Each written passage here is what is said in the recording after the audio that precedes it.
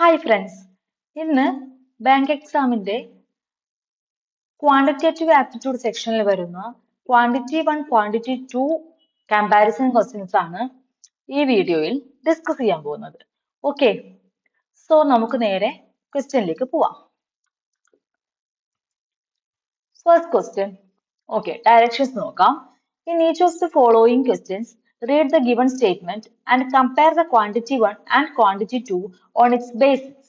Only quantity is to be considered. So നമ്മൾ sign നോക്കേണ്ട ആവശ്യമില്ല, അതിന്റെ വാല്യൂ ക്വാണ്ടിറ്റി മാത്രം നോക്കിയാൽ മതി എന്ന് പറയുന്നുണ്ട്. സോ കുറച്ചുകൂടി ഈസി ആയി. ഓക്കെ, സോ ക്വാണ്ടിറ്റി 1 നോക്കാം. എന്താണ് question? Speed of boat in still water. If a man can travel 54 km downstream in 9 hours and 40 km upstream in 10 hours. എളുപ്പമാണ് അല്ലേ? സോ നമുക്ക് ഡൗൺ സ്ട്രീം തന്നിട്ടുണ്ട്. ഞാൻ എക്സ് പ്ലസ് വൈ, അതായത് X is the speed of boat and Y is the speed of stream എന്ന് കൊടുക്കുവാണെങ്കിൽ ഞാൻ X plus Y ആണ് ഡൗൺ സ്ട്രീമിന് ഡിനോട്ട് ചെയ്യുന്നത്. So down stream is equal to 54 km in 9 hours, that is 6 km per hour. And also upstream is x minus y, which is equal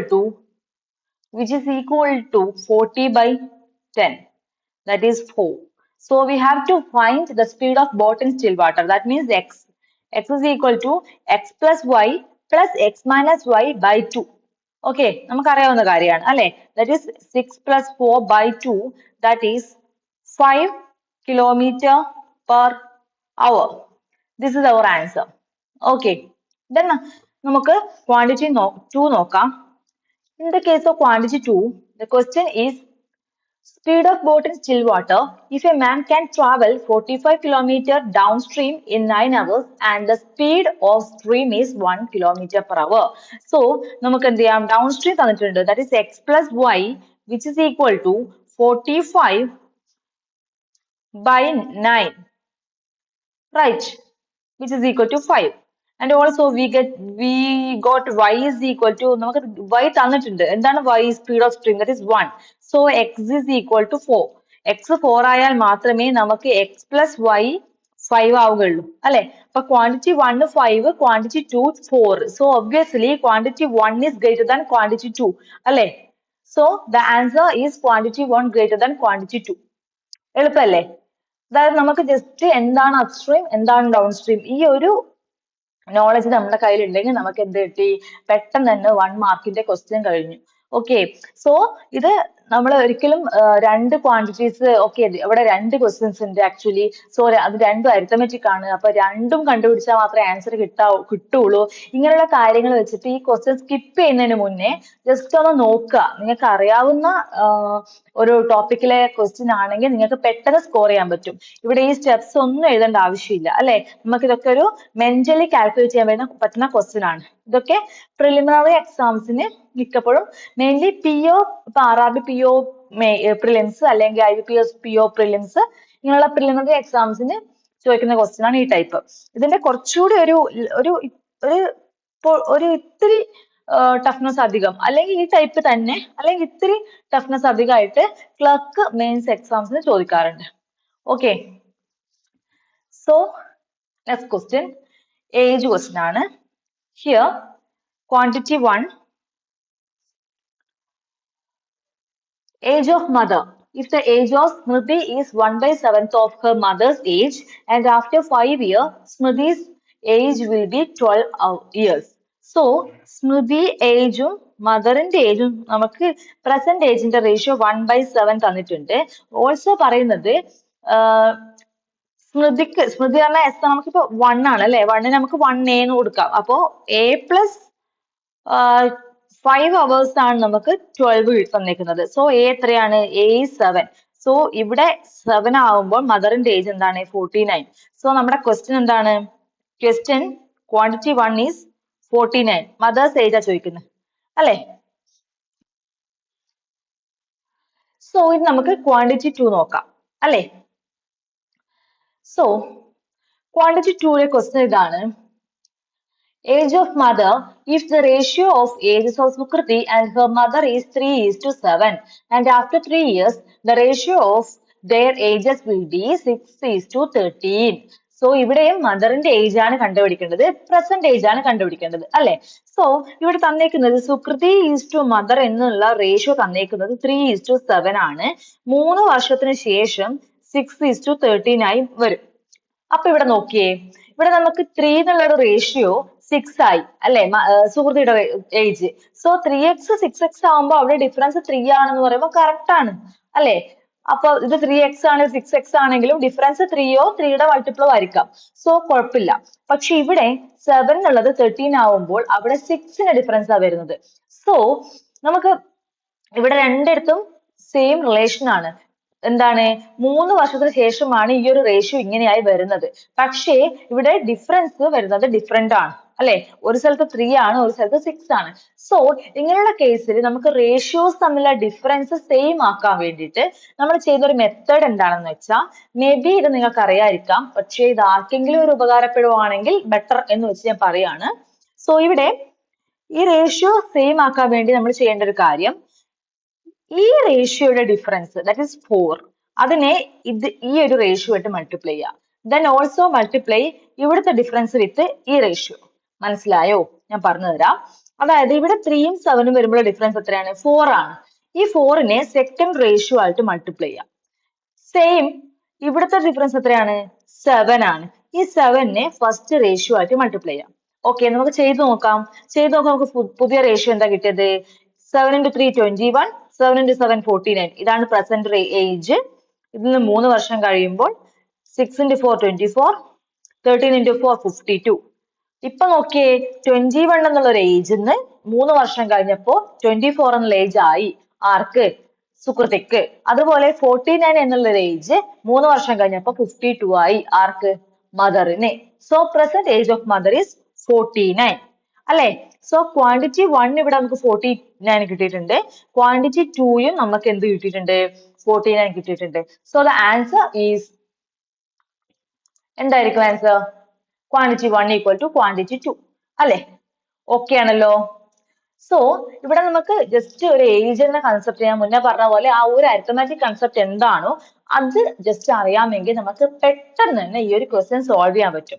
so നമ്മൾ skip അടിച്ച് പോകുന്നതിന് മുന്നേ ഒന്ന് നോക്കുക. അല്ലെങ്കിൽ നമ്മൾ സ്കിപ്പ് അടിച്ച് പോയി കഴിഞ്ഞാൽ നമുക്ക് ലാസ്റ്റ് ഒരു 2 മിനിറ്റ് ഒക്കെ ഉണ്ടെങ്കിൽ നമുക്ക് ഏത് ക്വസ്റ്റ്യൻ ചെയ്യാമെന്ന്, ഇത് 2 ക്വസ്റ്റ്യൻ ഉണ്ടല്ലോ എന്ന് പാനിക് ആവാതെ ഒന്ന് ജസ്റ്റ് ലുക്ക് കൊടുത്താൽ മതി. നിങ്ങൾക്ക് മനസ്സിലാവും ഇത് പെട്ടെന്ന് ചെയ്യാൻ പറ്റുമല്ലോ എന്ന്. സോ അരിത്തമാറ്റിക്സ് കുറച്ചുകൂടി പ്രാക്ടീസ് ഉള്ളവര് ഇങ്ങനെയുള്ള ക്വസ്റ്റ്യൻസ് മിസ് ചെയ്യാതെ നോക്കുക. ഓക്കെ, ഞാൻ പറയുന്നത് പെട്ടെന്ന് തന്നെ നേരെ പോയി അറ്റൻഡ് ചെയ്യണം എന്നല്ല. നമുക്ക് ചെയ്യാൻ പറ്റുന്ന ക്വസ്റ്റ്യൻസ് ഒക്കെ ചെയ്ത് കഴിഞ്ഞ് നമുക്ക് ബാക്കി 1-2 മിനിറ്റ് ഒക്കെ ഉണ്ടാവുമ്പോൾ അത് ക്വാണ്ടിറ്റി അനാലിസിസ് അല്ലേ, അതെനിക്ക് പാടാണ് എന്നുള്ള ഒരു തോട്ട് ഇല്ലാതെ ഡയറക്റ്റ് നമുക്ക് എന്ത് ചെയ്യാൻ പറ്റണം? അറ്റൻഡ് ചെയ്യാനുള്ള ഒരു മെന്റാലിറ്റി ഉണ്ടാകണം. ഓക്കെ, അത്രയും ഈസി ക്വസ്റ്റ്യൻസ് ആയിരിക്കും നമ്മുടെ പ്രിലിംസ് ലെവലിൽ ചോദിക്കാം. Okay, so next question. ഇതൊരു probability and ഒരു variable based ക്വസ്റ്റ്യൻ ആണ് അല്ലെ. നമുക്ക് നോക്കാം. ഓക്കെ, ഇവിടെ ക്വാണ്ടിറ്റി 1 കണ്ടുപിടിക്കണം. Okay, so A bag contains 3 green, 2 yellow, 3 purple balls. 2 balls are drawn at random. What is the probability that no ball is purple? So purple അല്ലാതെ 2 ball എടുക്കുവാണെങ്കിൽ നമുക്ക് അവിടെ എന്താണ് പ്രോബബിലിറ്റി വരുന്നത് ചോദിച്ചത്. സോ 3 ഗ്രീൻ ഉണ്ട്, 2 യെല്ലോ ഉണ്ട്, 3 പർപ്പിൾ ഉണ്ട്. സോ നമുക്ക് പർപ്പിൾ വേണ്ടായെങ്കിൽ എത്രയാ? 5 അല്ലെ. 5c2 by 11c2. That is 5 into 4 by 11 into 10. That is 2. That is 2 by 11. So quantity 1 is equal to 2 by 11. Okay. Then നമുക്ക് move on to quantity 2. Okay. So quantity 2 is a variable based question ആണ്. X ന്റെ value കണ്ടുപിടിക്കുക. അപ്പൊ so just എന്ത് ചെയ്യാം, bracket open ചെയ്ത് നമുക്ക് bracket open ചെയ്ത് എങ്ങനെ കിട്ടും? 7 into 14 is 98x minus 7 into 5 35, 8 into 14 112. Well, that is 147 x plus 40 equal to 0. Okay, so ഇതിനെ ആക്കി മാറ്റുമ്പോൾ 98 നമുക്ക് 14 into 7 എടുക്കാം. അപ്പം ഇങ്ങനെ എടുക്കാം. 7 into 5 40. കറക്റ്റ് ആണ്, രണ്ടും പോസിറ്റീവ്. ഓക്കെ, സോ ഇവിടെ നമ്മൾ കമ്പയർ ചെയ്യാം.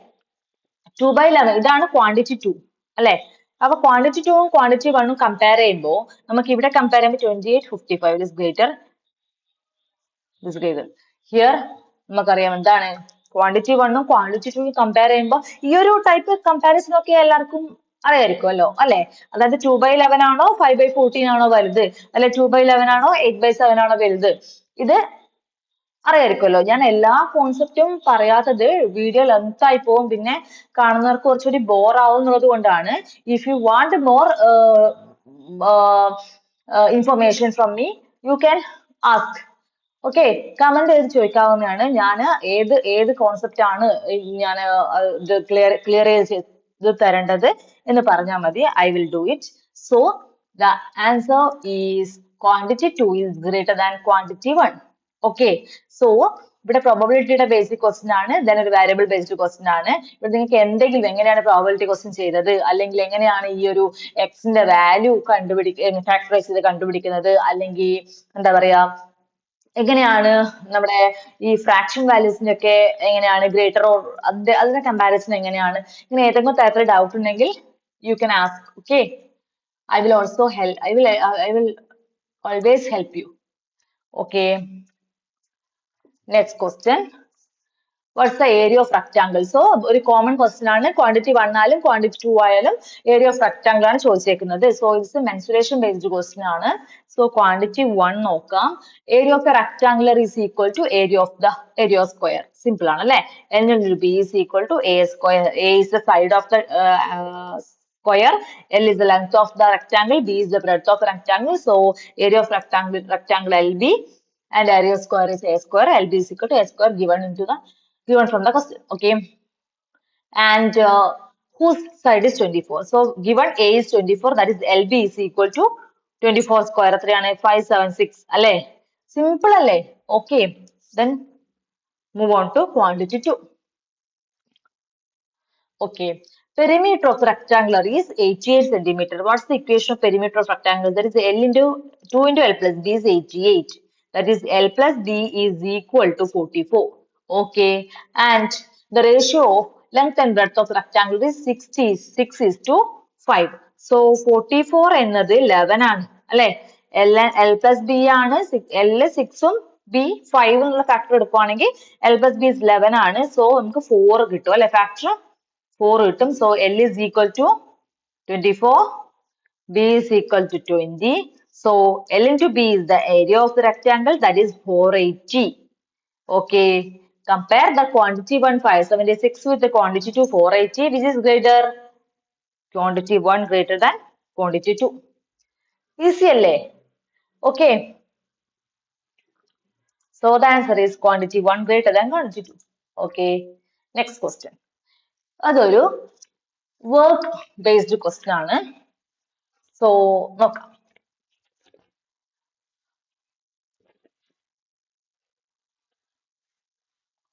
Okay, Anuj can do the half of the work in 12 days.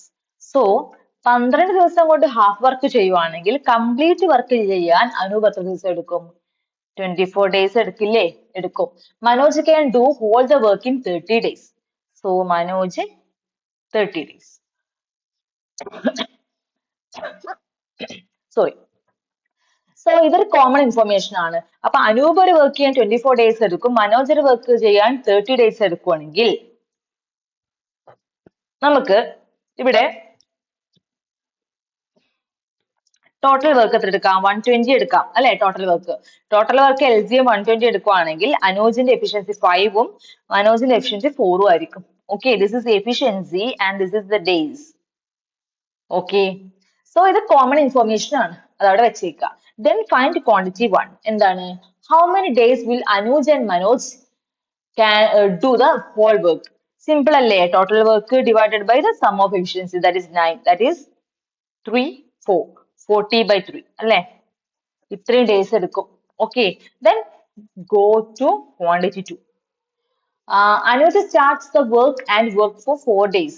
Anuj 5 എന്ന എഫിഷ്യൻസി കൊണ്ട് 4 ഡേ വർക്ക് ചെയ്തു. അപ്പൊ എത്ര വർക്ക് ചെയ്തു? 20 ഡേ വർക്ക് ചെയ്തു. 20 വർക്ക് ചെയ്തു. After that Manoj join him. So both of them 9.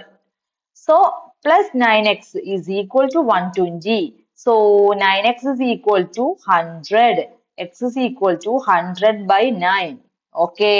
So നമ്മൾ ചോദിച്ചിരിക്കുന്നത് ഹോൾ വർക്ക് ചെയ്യാൻ എത്ര ടൈം എടുത്തു എന്നാണ്. സോ 100 by 9ന്റെ കൂടെ എന്ത് വേണം? സോറി 100 by 9ന്റെ കൂടെ എത്ര കൂടെ ആഡ് ചെയ്യണം? ആദ്യം അനൂജ് ചെയ്തൊരു 4 വർക്ക് ഉണ്ട് അല്ലെ? 4. That is 136 by 9. സോ ഇതിനെ നമുക്ക് എന്ത് ചെയ്യാം? വേണമെങ്കിൽ ഡിനോമിനേറ്റർ സെയിം ആക്കാം അല്ലെ? ഇവിടെ 3 അല്ലേ? So 120 by 9. സോ 136 by 9 ആണോ 120 by 9 ആണോ greater? Always quantity 2 is greater than quantity 1. കിട്ടിയല്ലോ. ഓക്കെ. ഇവിടെ ഇതിപ്പോ ഞാൻ എന്താ പറയാ ഓരോ ടോപ്പിക് വൈസും ഓരോ ക്വസ്റ്റ്യൻസ് എടുത്തേക്കാണ്. ഓക്കെ. സോ അരിത്തമാറ്റിക്കിലെ ഒരു കുറച്ച് ടോപ്പിക് ഇവിടെ കവർ ആയിട്ടുണ്ട് അല്ലെ? സോ ഇതാണ് ആൻസർ വന്നേക്കുന്നത്. സോ ഇപ്പൊ നിങ്ങൾക്ക് ഇവിടെ എന്താ പറയാ ടൈം ആൻഡ് വർക്കിന്റെ കേസിൽ എന്തെങ്കിലും ഡൗട്ട് ഉണ്ടെങ്കിൽ അല്ലെ തൊട്ട് മുന്നത്തെ ക്വസ്റ്റ്യൻ ഉണ്ടല്ലോ നമ്മുടെ മെൻസുറേഷൻ, ഇതിൽ എന്തെങ്കിലും കൺഫ്യൂഷൻ ഉണ്ടെങ്കിൽ, ഇങ്ങനെ എന്തെങ്കിലും ഒരു പാർട്ടിൽ കൺഫ്യൂഷൻ വരുവാണെങ്കിൽ you can ask me. I will definitely help you. So comment ചെയ്യുക നിങ്ങൾക്ക് എന്താണ് എവിടെയാണ് ഞാൻ എന്തെങ്കിലും ഇമ്പ്രൂവ്മെന്റ് ചെയ്യേണ്ട ആവശ്യം ഉണ്ടോ, അല്ലെങ്കിൽ നിങ്ങൾക്ക് എന്തെങ്കിലും വീഡിയോസ് റിക്വയർഡ് ആയിട്ടുണ്ടോ എന്നുള്ള കാര്യം കമന്റ് ചെയ്യാം. ഞാൻ ആ ടൈപ്പ് വീഡിയോസ് പ്രൊവൈഡ് ചെയ്യാൻ ട്രൈ ചെയ്യാം. Okay. So thanks for watching.